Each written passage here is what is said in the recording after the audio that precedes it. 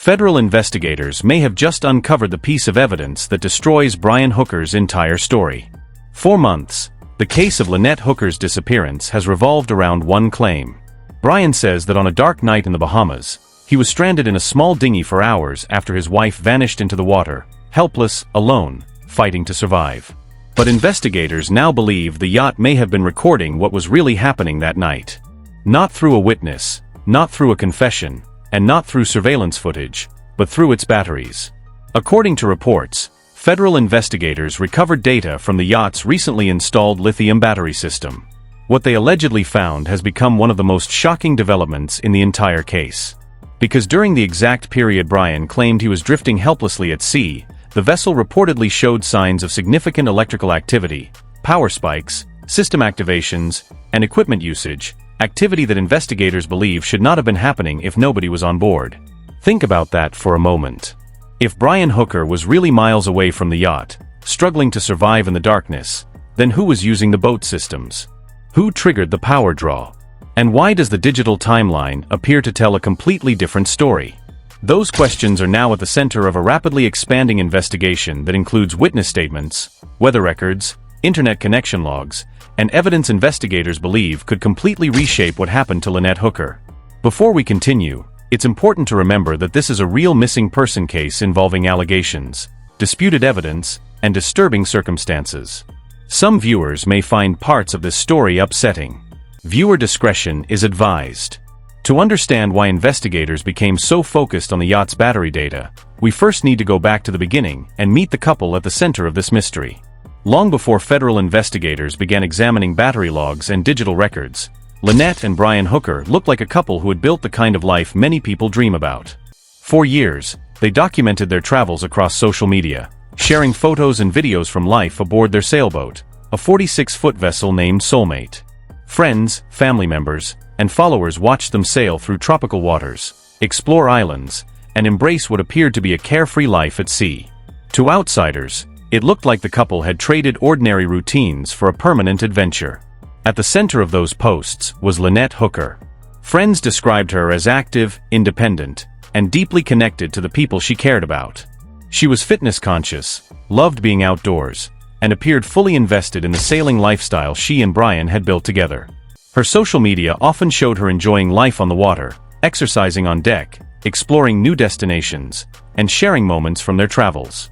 To the people who knew her, Lynette wasn't someone who simply disappeared without explanation. Brian Hooker brought a different set of skills to life aboard Soulmate. A retired Marine and experienced sailor, he was heavily involved in the technical side of the vessel. Reports indicate he spent significant time upgrading systems, managing onboard technology, and integrating equipment throughout the yacht. Friends described him as someone who enjoyed gadgets, navigation systems, and the digital infrastructure that helped keep the boat running during long journeys. Together, the couple had spent years sailing and documenting their experiences online under the name the Sailing Hookers. Their floating home became a symbol of freedom, retirement, and adventure.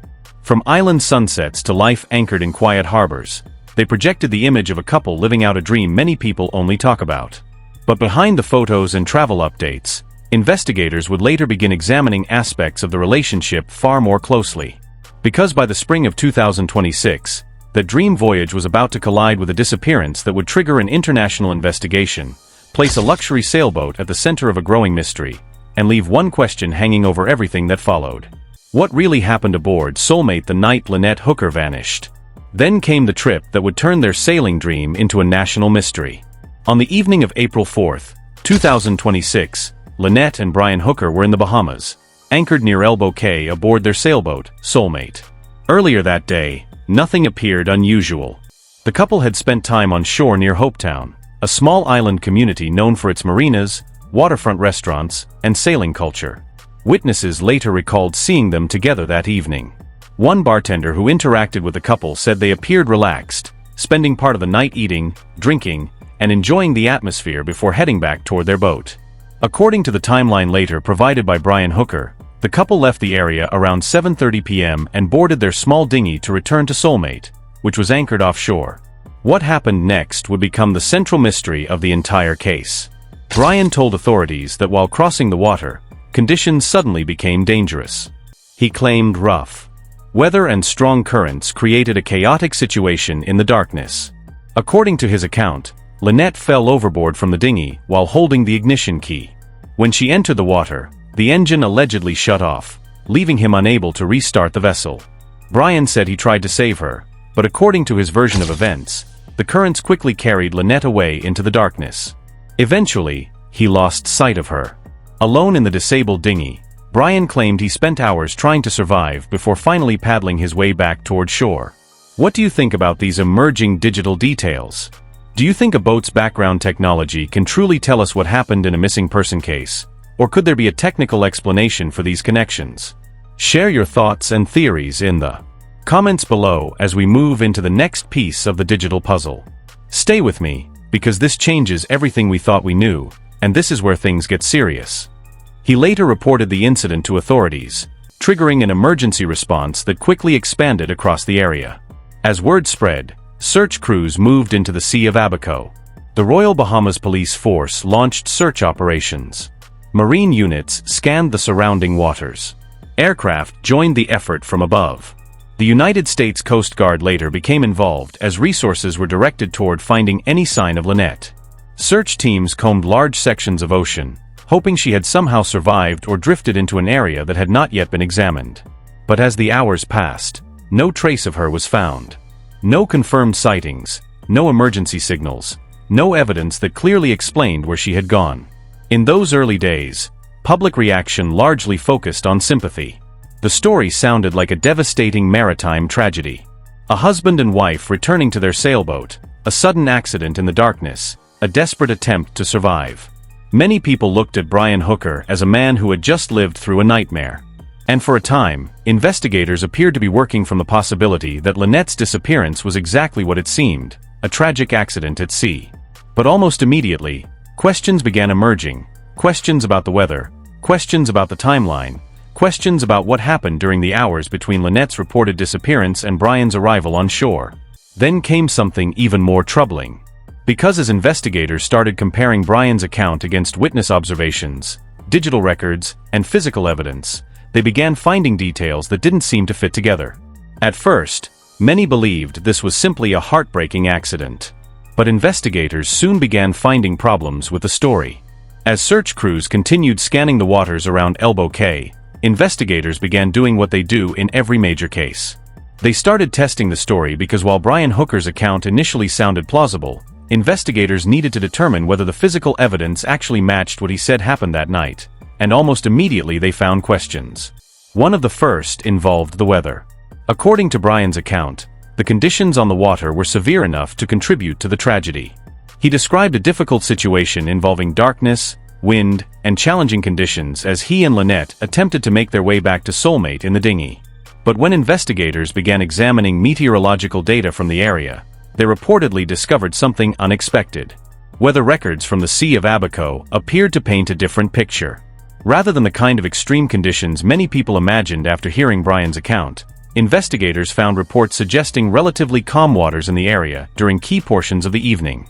While conditions on the ocean can change quickly and vary by location, authorities reportedly became interested in whether the weather was truly as dangerous as originally described.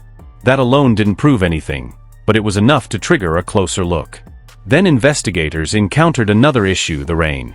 According to reports later reviewed by investigators, weather data showed a localized band of rainfall moving through portions of the area during the time frame Brian claimed he was adrift in an open dinghy. At first glance, that may not sound significant, but investigators viewed it differently. If Brian had spent hours exposed on the water, drifting through the exact area affected by the rain band, they expected evidence that he had been caught in the storm. Instead, questions emerged about his condition when he was eventually located. Investigators reportedly examined whether his appearance was consistent with someone who had spent hours exposed to the elements during the weather conditions documented that night. Again, none of this established what happened to Lynette, but it added another discrepancy to a growing list. Then came the witness accounts, not from investigators, not from experts, but from ordinary people living near the anchorage. As authorities reconstructed the timeline, they spoke with individuals who had been near the area where Soulmate was anchored that evening. Several witnesses described hearing a loud, unusual splash sometime later that night. Not the sound of a small object hitting the water, not a routine boating noise, but a large splash, one significant enough that it stood out in the otherwise quiet harbor. What made the report especially important was the timing. According to accounts reviewed during the investigation, the sound allegedly occurred hours after Brian claimed he and Lynette had already left the area in the dinghy.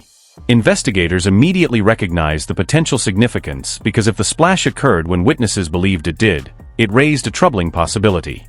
Someone or something may have entered the water near the location of Soulmate long after Brian's timeline suggested the couple should have been gone. Of course, witnesses can be mistaken. Memories can fade. Sounds can be misidentified. Investigators understood all of that, but they also knew something else. When independent pieces of information begin pointing toward the same problem, they deserve attention. Now they had weather data raising questions, a rain timeline that didn't fully align with the account being given, and witness observations that appeared difficult to reconcile with Brian's version of events. Individually, none of these details proved wrongdoing. Together, however, they began creating a pattern investigators could no longer ignore. The more they examined the timeline, the less certain they became that they were looking at a simple accident. And the deeper they dug, the more they found themselves returning to one central question. Was the timeline wrong? Because if it was, then everything built on that timeline would have to be re-examined as well. And that is exactly what investigators began doing. If witness accounts created questions, digital evidence would create even more. Ask yourself why that detail about the weather matters so much to an international investigation. If the physical conditions of the ocean directly contradict a survivor's memory, where does the truth actually lie? If you want to follow how this case develops as the trial date approaches, please take a moment to subscribe so you do not miss the upcoming courtroom revelations. Do you believe the witnesses simply misheard a routine ocean sound, or did they hear the exact moment the timeline fell apart? Let me know your thoughts in the comments below as we prepare to look at the electronic footprint left behind on the vessel itself. By this point, investigators weren't just looking at witness statements and weather reports. They were looking at the boat itself. And unlike human memory, technology has a way of preserving details people don't realize they're leaving behind. The vessel at the center of the investigation, Soulmate, wasn't a simple sailboat. Like many modern live-aboard yachts, it was equipped with an extensive network of electronics designed to make life at sea more comfortable and connected. Navigation systems monitored the vessel's position. Cameras provided security coverage around the boat. Internet connectivity allowed the couple to stay online, even while anchored in remote locations. Various onboard systems continuously generated data as part of their normal operation. To most people, those systems were conveniences. To investigators, they were potential witnesses. As scrutiny surrounding Lynette's disappearance intensified, federal authorities reportedly began treating Soulmate less like a boat and more like a digital crime scene. When investigators gained access to the vessel, they weren't focused solely on physical evidence. They wanted records, logs, connections, timestamps, anything capable of helping reconstruct what happened during the critical hours after Lynette was last seen. Every device became a potential source of information. Every electronic system became a possible piece of the timeline. And according to reports, one system quickly attracted significant attention: the yacht's internet network. Like many long-range cruising vessels, Soulmate was reportedly equipped with Starlink satellite internet technology, allowing devices aboard the boat to connect even when far from traditional cellular service. At first glance, that might not seem important. But investigators understood something crucial. Modern internet systems don't just provide access to the web. They create records. Every time a phone connects, every time a device joins the network, every time a connection is established, a digital footprint can be left behind. Investigators allegedly began examining router data and connection logs associated with the vessel's onboard network. Their goal was simple: determine what devices connected to the system and when. Because if Brian Hooker's account was accurate, there should be a period during which he was nowhere near the yacht. According to his version of events, he was stranded at sea for hours in a disabled dinghy after Lynette disappeared. That timeline would seemingly place him far away from Soulmate. But investigators reportedly became interested in whether the yacht's network records told the same story. According to information that later surfaced, authorities allegedly identified device activity associated with systems aboard the vessel during key portions of the night. That discovery immediately raised new questions because digital systems don't care about alibis. They don't care about explanations. They simply record activity. Investigators began comparing those electronic records against the timeline Brian had provided minute by minute, hour by hour. And as they did, concerns reportedly started to emerge. The problem wasn't necessarily a single piece of data. It was the growing possibility that multiple pieces of digital evidence were pointing in the same direction. Weather data raised questions, witness observations raised questions, and now electronic records appeared to be raising questions as well. Investigators found themselves asking whether the digital footprint left behind aboard Soulmate was consistent with a vessel that sat empty while its owner drifted helplessly across the water, or whether those records suggested something entirely different, something far more troubling. Because if activity was occurring aboard the yacht during periods when Brian claimed he wasn't there, investigators needed to know why. Who was generating that activity? Who was interacting with those systems? And what did it mean for the timeline that had formed the foundation of the entire case? The answers weren't immediately clear, but one thing was becoming increasingly obvious.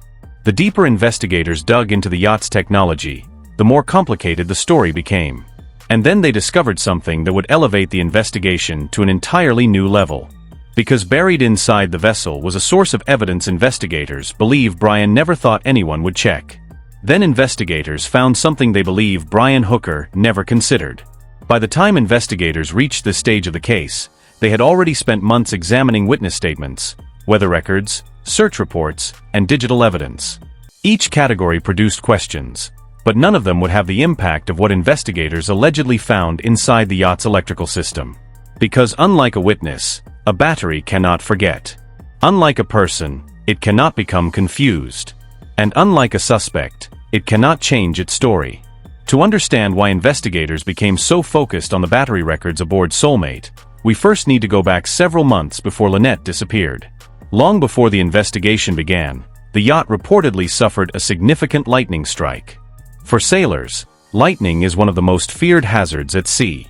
A direct strike can damage navigation systems, destroy electronics, disable communication equipment, and compromise critical electrical infrastructure throughout a vessel.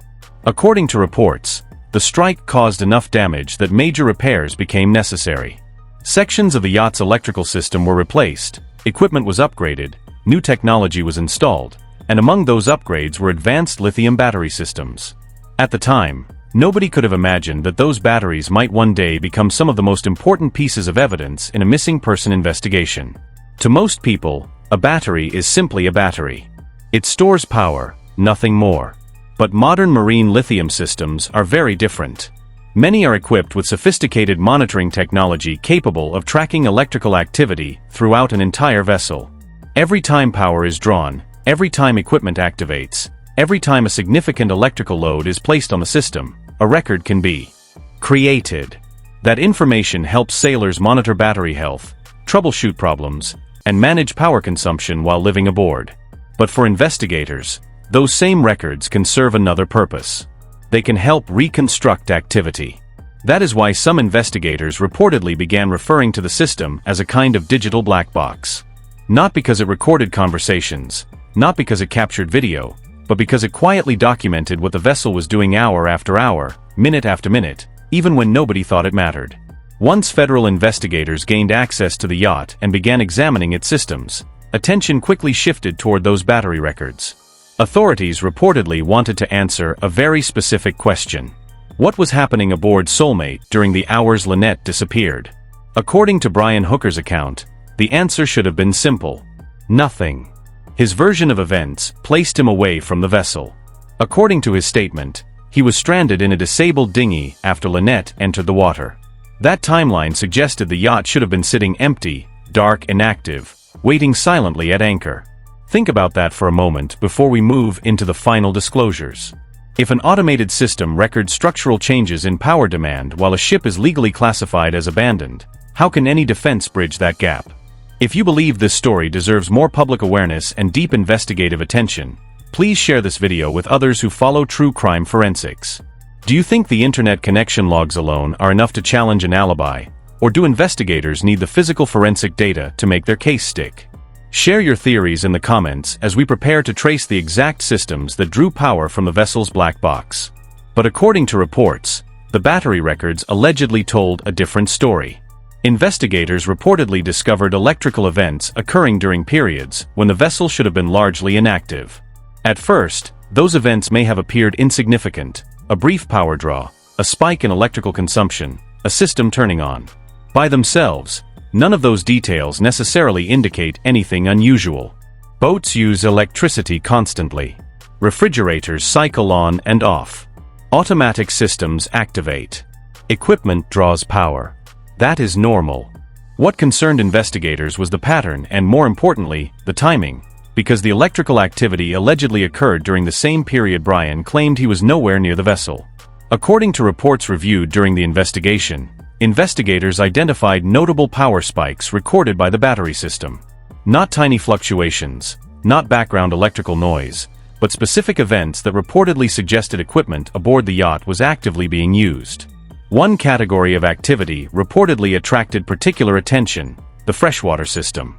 Like many cruising sailboats, Soulmate was equipped with water pumps that distribute fresh water throughout the vessel. When a sink is used, the pump activates. When a faucet is turned on, the pump activates.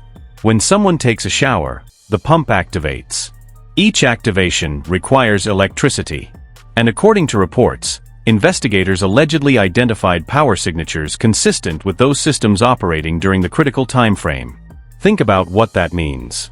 If those interpretations are correct, someone may have been using water aboard the yacht at a time when Brian claimed nobody was there. That alone would have been significant, but investigators reportedly found more. Additional electrical activity appeared to suggest other onboard systems were being used as well. Interior lighting, general electrical loads, appliance-related power consumption. Again, none of those activities are unusual on a yacht occupied by people. The problem is that according to Brian's timeline, the yacht shouldn't have been occupied. That contradiction became impossible for investigators to ignore because every time they compared the battery records against the official timeline, they reportedly arrived at the same question. Who was generating that activity? Who activated the systems? Who caused the power spikes? And why did the digital records appear inconsistent with the account authorities had been given? Those questions transformed the battery logs from a technical curiosity into one of the most important aspects of the investigation. Investigators reportedly began comparing the battery records against every other source of evidence available: weather data, witness observations, internet connection logs, movement timelines, statements, and search records. The goal was not simply to prove the battery activity occurred. The goal was to determine whether the battery activity fit within a broader pattern. And according to reports, investigators increasingly believed it did.